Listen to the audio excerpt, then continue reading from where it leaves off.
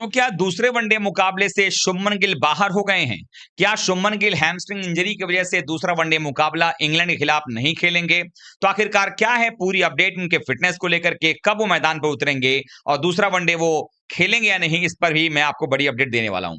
आप सबको मालूम ही है कि पहला वनडे मुकाबला भारतीय टीम ने जीता, वो भी 5 टी20 मैच की सीरीज में 4-0 से बुरी तरीके से हारने के बाद ये जीत बेहद जरूरी थी।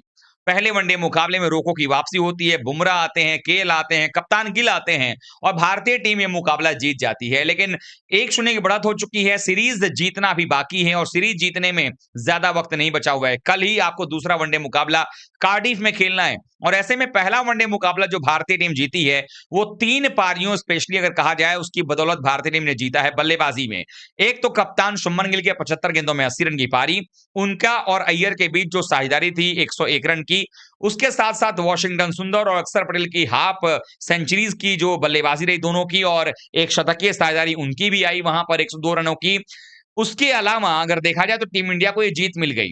लेकिन अगर शुभमन गिल जिस टाइम पर रोहित और विराट आउट हुए 50 के अंदर दोनों बल्लेबाज जा चुके थे, अगर गिल के बल्ले से वो 75 गेंदों में 80 रनों की पारी ना आती, जब वो रिटायर्ड हर्ट हुए उसके पहले अगर वो पारी ना आई होती, तो टीम इंडिया उस परिस्थिति में पहुंचती ही नहीं, जहां पर से वॉशिंगटन सुंदर और अक्षर पटेल टीम इंडिया को निकाल पाती है।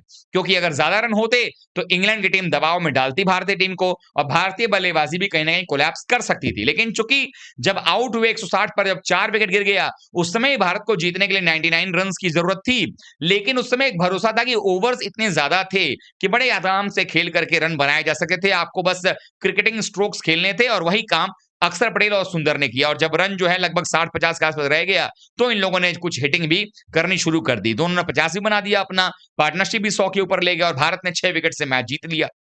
लेकिन शुभमन गिल जो कि शतक बना सकते थे, उनको अचानक से क्रैम्प आता है और उसके बाद अपना हैमस्ट्रिंग पकड़ करके वापस जो है वो पवेलियन चले जाते हैं, फिजियो उनको लेकर के चले जाते हैं।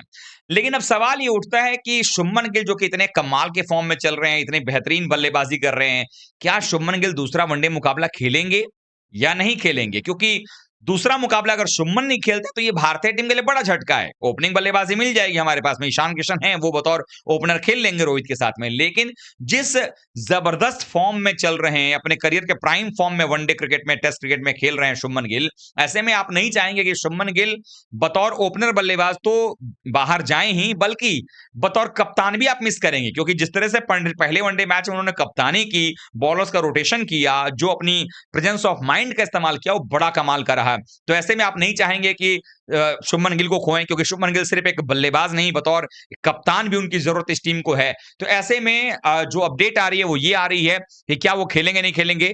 तो पोस्ट मैच प्रेजेंटेशन में भी शुभमन गिल से ये बात पूछा गया, उन्होंने साफ तौर पर कहा कि सब ठीक है।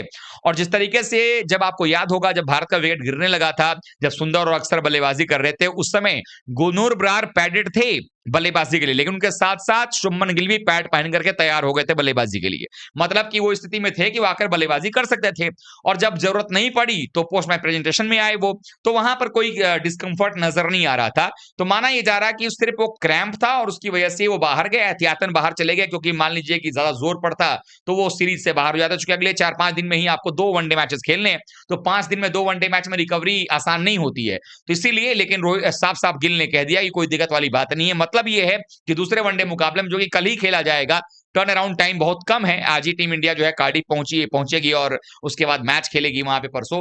तो कल जो है मैच खेलेगी। तो ऐसे में टीम इंडिया के लिए भी जरूरी है गिल का खेलना। तो माना जा रहा है कि गिल जो है बिल्कुल खेलेंगे, मैदान पे उतरेंगे। अब टीम में क्या बदलाव होगा वक्त बताएगा, लेकिन गिल जो है बिल्कुल एक तरीके से कहा जाए कि फिट है, ज्यादा चिंता करने वाली बात नहीं है। आप लोग गिल के खेलने ना खेलने को लेकर कितने चिंतित हैं, वो कमेंट में बताइएगा। वीडियो को लाइक कीजिए, शेयर कीजिए, चैनल पहली बार आए हैं तो सब्सक्राइब फॉलो भी जरूर कीजिएगा।